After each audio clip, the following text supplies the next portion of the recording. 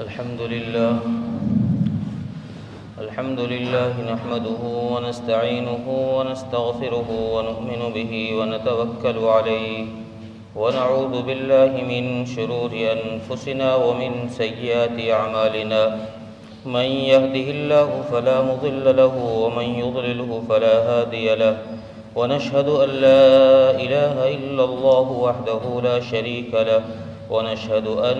سيدنا وسندنا وحبيبنا وشفيعنا ومولانا محمدا عبده ورسوله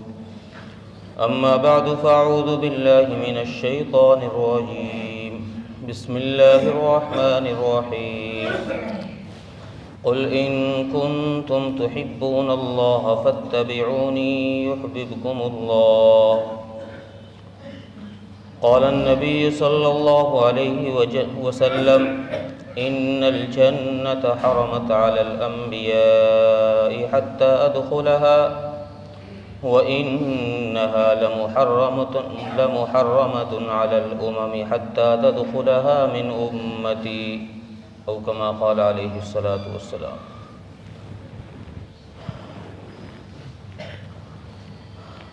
غیور نوجوان دوستوں اور بھائیوں،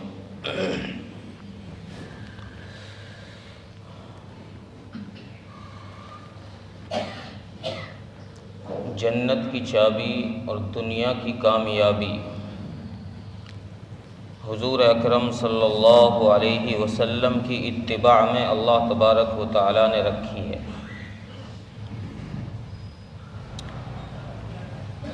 اگر انسان کی زندگی میں آپ کی اتباع ہوگی، انسان کی زندگی میں نبی کی سنتوں کا احیاء ہوگا،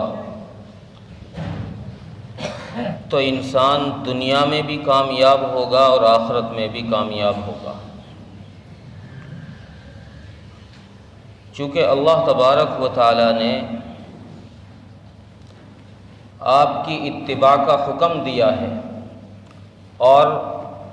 پھر اللہ تبارک و تعالی نے وعدہ کیا ہے کہ تم میری اور میرے رسول کی اطاعت کرو، میں دونوں جہاں میں تمہیں سرخ روئی عطا فرماؤں گا،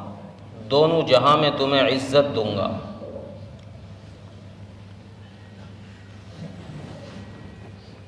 آخرت کی عزت اس لیے کہ رسول اکرم صلی اللہ علیہ وسلم کے ہاتھ میں جنت کی چابی ہے۔ حدیث میں آیا ہے کہ میدان حشر میں جب سب لوگ جمع ہوں گے تو لوگ جنت کی طرف جائیں گے تو جنت کا دروازہ بند ہوگا، تو اس دروازے کے کھلوانے کی کوشش میں لوگ ادھر ادھر پھریں گے۔ سب سے پہلے آدم علیہ السلام کے پاس جائیں گے کہ آپ جد امجد ہیں، آپ سب کے باپ ہیں، آپ دروازہ کھلوائیے۔ حضرت آدم علیہ السلام انکار کریں گے، فرمائیں گے نوح علیہ السلام کے پاس جاؤ، وہ جد ثانی ہیں، ان کے پاس جائیں گے، وہ بھی انکار کریں گے۔ وہ حضرت موسیٰ علیہ السلام کے پاس بھیج دیں گے کہ ان کے پاس جاؤ، وہ بھی انکار کریں گے۔ پھر وہ حضرت عیسیٰ علیہ السلام کے پاس بھیجیں گے، حضرت عیسیٰ علیہ السلام بھی معذرت فرما دیں گے کہ تم رسول اللہ صلی اللہ علیہ وسلم کے پاس جاؤ، چونکہ آپ کے ہی ہاتھ میں جنت کی چابی ہے اور آپ کی ہی اطاعت میں دنیا کی کامیابی۔ چنانچہ لوگ آپ صلی اللہ علیہ وسلم کے پاس آئیں گے اور پھر آپ سے سفارش کروائیں گے کہ آپ ہمارے لیے سفارش کر دیں کہ اللہ جنت کا دروازہ کھول دے اور ہمیں جنت کا داخلہ مل جائے۔ لیکن ہم کس ایمان کو لے کر نبی کے پاس جائیں گے؟ اس ایمان کو لے کر جس ایمان کی وجہ سے ہمیں سنتوں کے زندہ کرنے کی توفیق نصیب نہیں ہوتی، جس ایمان کی وجہ سے ہمیں سر پر سنت سجاتے ہوئے، چہرے پر سنت رکھتے ہوئے ہمیں شرم محسوس ہوتی ہے، وہ ایمان لے کر جائیں گے۔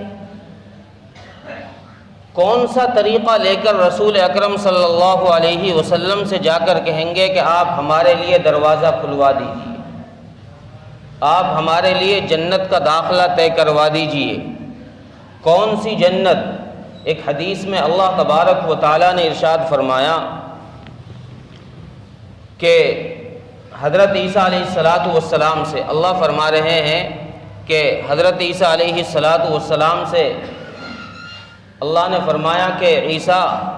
میں تمہیں اپنے پاس بلاؤں گا،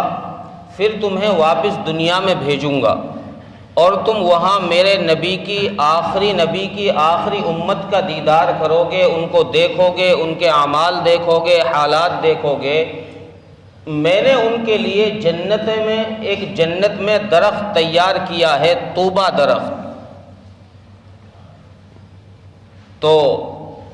حضرت عیسیٰ علیہ السلام نے اللہ تبارک و تعالیٰ سے سوال کیا کہ یا اللہ وہ طوبہ درخت کیا ہے؟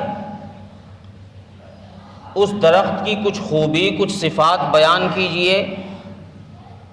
اللہ تبارک و تعالیٰ نے فرمایا غرس غرستھا بیدی، کہ وہ اس درخت کی خوبی یہ ہے کہ اس درخت کو میں نے اپنے ہاتھ سے لگایا، اس درخت کو میں نے اپنے ہاتھ سے لگایا ہے۔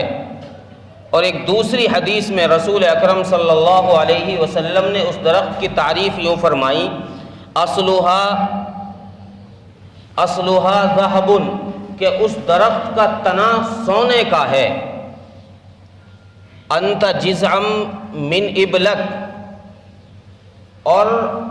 آگے فرمایا کہ تو اگر اس درخت کا چکر لگانا چاہے اور اس چکر لگانے کے لیے تو ایک 5 سالہ اونٹ کے پشت پر سوار ہو اور اس اونٹ کو اس تنے کے گرد گھمانا شروع کرے، تو اللہ کے نبی صلی اللہ علیہ وسلم نے ارشاد فرمایا کہ اتنا بڑا ہے وہ پیڑ، اتنا بڑا اس کا تنا ہے نیچے سے کہ تیرا وہ اونٹ بوڑھا ہو کر اس کی ہڈیاں گل جائیں گی، ٹوٹ جائیں گی، لیکن اس کی گلائی کا چکر نہیں لگا سکے۔ اور پھر فرمایا کہ اس کی گوند شہد کے جیسی میٹھی ہوگی اور زنجبیل کی ہوگی، اور اس کے نیچے سے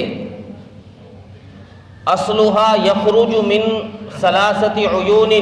اس کی جڑ میں سے 3 چشمے نکل رہے ہیں، سلسبیل، معین اور رحیق۔ یہ 3 چشمے پانی کے اس کے نیچے سے نکل رہے ہیں، اس کی جڑوں سے ان کا نکال ہو رہا ہے۔ ایسے پانی کے چشمے،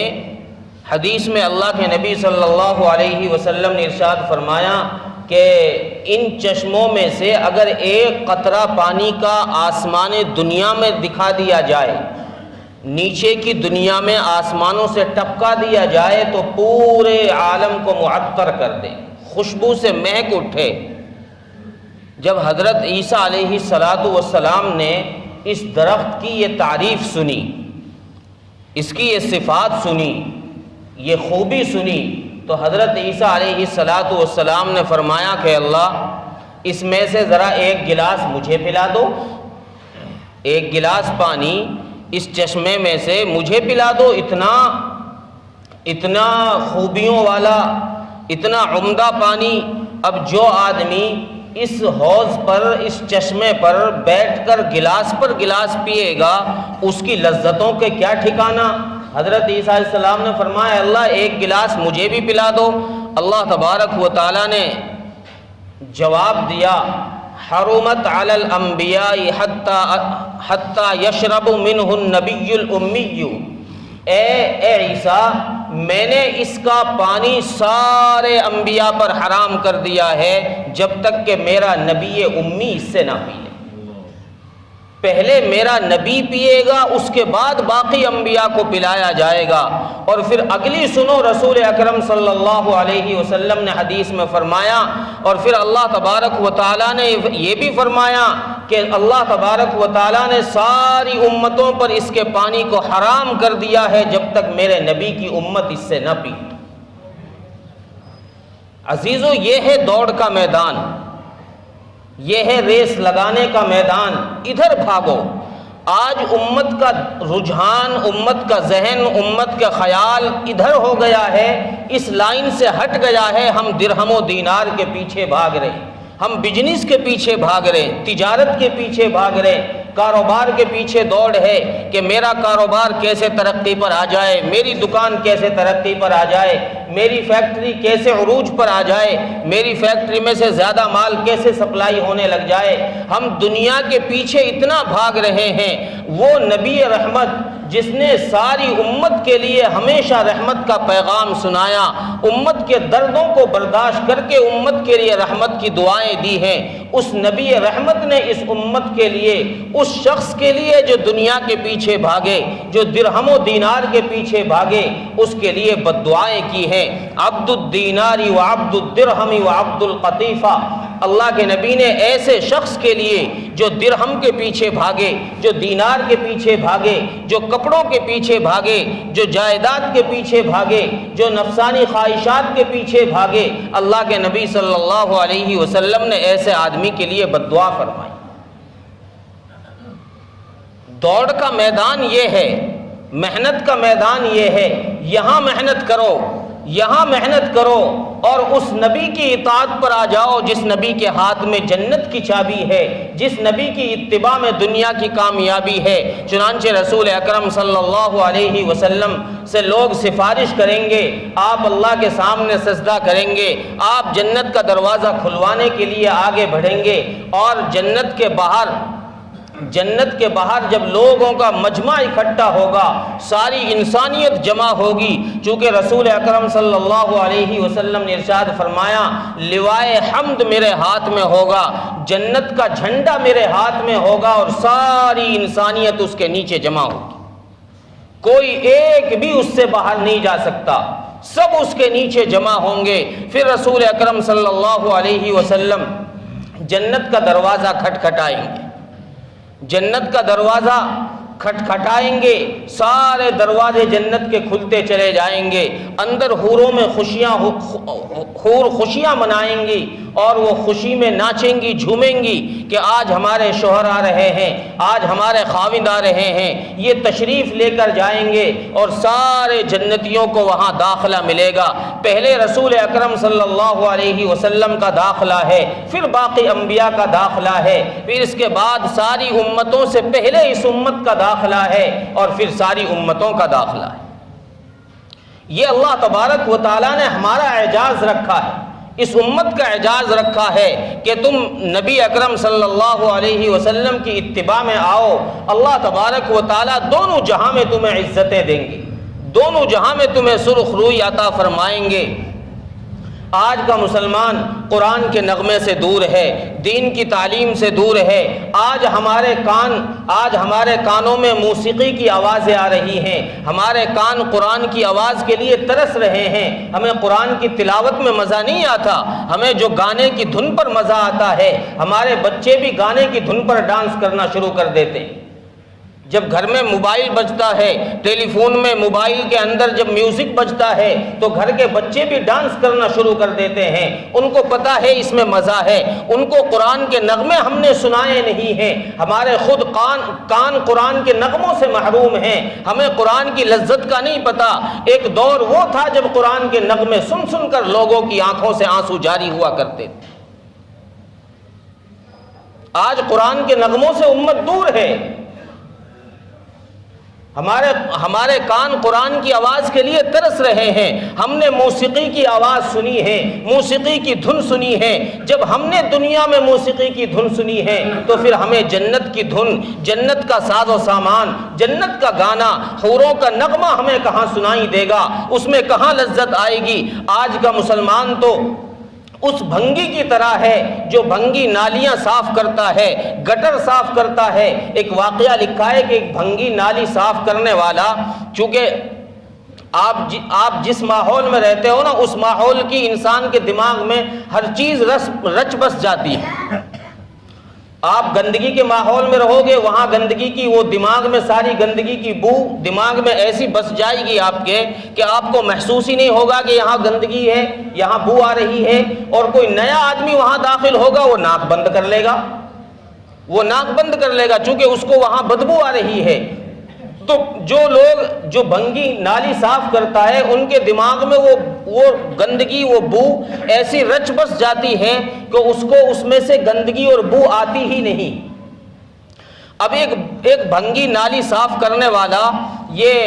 ایک دن عطر والے کی دکان کے سامنے سے گزرا۔ اب عطر والے کی دکان پہ تو ظاہر بات ہے عطر نہ بھی لو تو خوشبو تو ملے گی ہی۔ وہاں سے جو خوشبو کا جھونکا آیا باہر کو تو اس کی ناک میں جب وہ خوشبو لگی یہ اس خوشبو کو سونگھ کر بے ہوش ہو کے گر پڑا۔ جس کی ساری زندگی ایک دم سے گندگی میں گزری، بدبو میں گزری، اس نے جب خوشبو سونگھی تو وہ ایک دم بے ہوش ہو کے گر پڑا۔ اب لوگ دوڑے اس کو ہوش میں لانے کے لیے، کوئی کہے کیوڑا لاؤ، کوئی اور تدبیر اختیار کی جائے اس کو ہوش میں لانے کے لیے۔ لوگ اس کو ہوش میں لانے کی کوشش کر رہے تھے کہ اس کا ہی ایک دوست بھنگی وہاں سے گزر رہا تھا۔ اس نے دیکھا کہ یار یہ بھیڑ کیوں لگی پڑی ہے، یہ بھیڑ کیوں لگی پڑی ہے۔ اس نے جو جھانک کر دیکھا تو اس نے پہچان لیا، اوہ یہ تو میرا دوست ہے، یہ تو میرا بھائی ہے، یہاں پڑا ہوا ہے۔ اس نے کہا ہٹو ہٹو کیا بات ہوئی کہ یار یہ بے ہوش ہو کے گر پڑا۔ اس نے کہا ارے تم کیا کر رہے ہو اسے ہوش میں لانے کے لیے، کیونکہ ہم نے یہ چیز استعمال کی، یہ چیز استعمال کی۔ اس نے کہا تم ایک طرف ہٹو۔ وہ گیا اور نالی میں سے گند اٹھا کے لایا اور اسے سونگائی اور وہ سونگ کر ہوش میں آ گیا۔ آج کا مسلمان کا حال یہ ہے،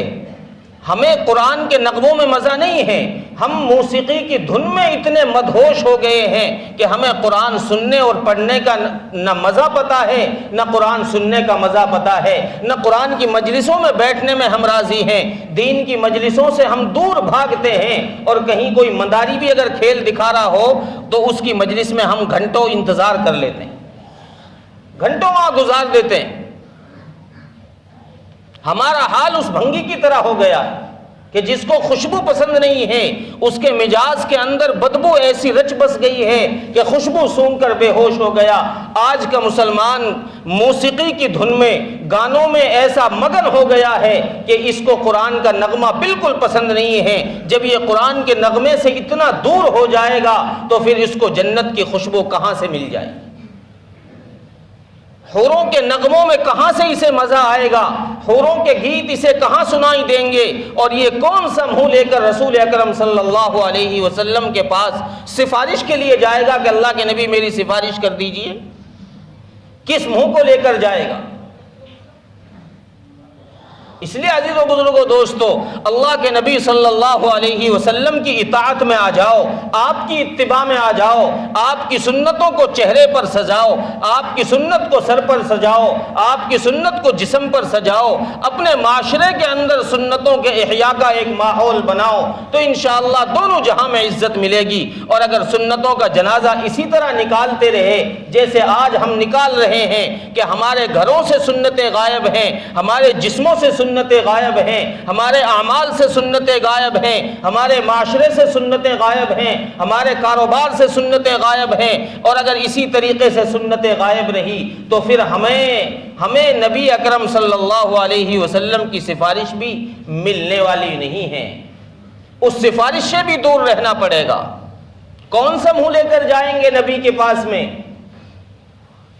کون سا منہ لے کر جائیں گے؟ آیا وہ داڑھی کٹا ہوا، سنت کٹا ہوا منہ لے کر، جس سنت کو سارے انبیاء نے اپنے چہرے پر سجایا، جس سنت کے بارے میں اللہ تبارک و تعالی، اللہ کے نبی صلی اللہ علیہ وسلم نے فرمایا کہ یہ مردوں کی پہچان ہے، ہم وہ کلین شیو والا منہ لے کر جائیں گے؟ کون سا منہ لے کر جائیں گے؟ اس لیے کامیابی اور کامرانی اگر چاہتے ہو تو آپ کی اتباع میں آنا پڑے گا، آپ کی اطاعت میں آنا پڑے گا۔ اس کے بغیر گزارا نہیں ہے، اس کے بغیر جنت کا داخلہ بھی نہیں ہے، اس کے بغیر دنیا میں کامیابی بھی نہیں۔ اگر دنیا کی کامیابی چاہتے ہو اور جنت کا داخلہ چاہتے ہو، اور جنت میں بھی اعلیٰ قسم کی جنت اگر چاہتے ہو، چونکہ دنیا میں انسان صرف روزی روٹی پر خوش نہیں ہوتا کہ چلو یار 2 ٹائم کی دال روٹی مل رہی ہے تو اسی پر خوش ہے، کاروبار اگر چلو روزانہ 300 روپے مل رہے ہیں تو اسی میں خوش ہے کہ چلو دال روٹی تو مل رہی ہے۔ انسان دنیا میں اعلیٰ مقام پر جانا سوچتا ہے، یہ انسان کی اندرونی فطرت ہوتی ہے، اس کی خواہش ہوتی ہے کہ میں دنیا میں سب سے اعلیٰ پہنچ جاؤں، سب سے زیادہ پیسے والا، سب سے زیادہ مقام و مرتبے والا، سب سے زیادہ عہدے والا ہو جاؤں۔ اسی طریقے سے جنت میں بھی انسان کی یہ خواہش ہوگی کہ میں سب سے اعلیٰ مقام پر پہنچ جاؤں۔ جنت میں بھی اللہ نے الگ قسم کے درجات رکھے ہیں۔ ایک جنت 5 ٹائم کی نماز والوں کی ہے، ایک جنت اس سے بڑی ہے جو 5 ٹائم کی نماز کے ساتھ پڑوسی کو بھی نماز کے لیے دعوت دے لے، ایک جنت اس سے بھی اونچی ہے کہ جو اور اس سے بڑھ کر اور لوگوں کو بھی جنت کی طرف بلا لے، دین کی طرف بلائے۔ تو جنت میں بھی اللہ تبارک و تعالیٰ نے مقامات رکھے ہیں۔ ادنا قسم کی جنت میں اگر انسان جانا چاہتا ہے تو اس کے لیے شرط یہ ہے کہ نبی کی اتباع میں آنا پڑے گا، نبی کی اتباع میں آنا پڑے گا۔ اگر نبی کی اتباع میں نہیں آئے تو پھر ادنا قسم کے درجے پر بھی ہم نہیں پہنچ سکتے۔ اس لیے اللہ تبارک و تعالی ہم سب کو اپنے نبی کی اتباع کرنے کی توفیق عطا فرمائے۔ وآخر دعوانا الحمدللہ رب العالمین۔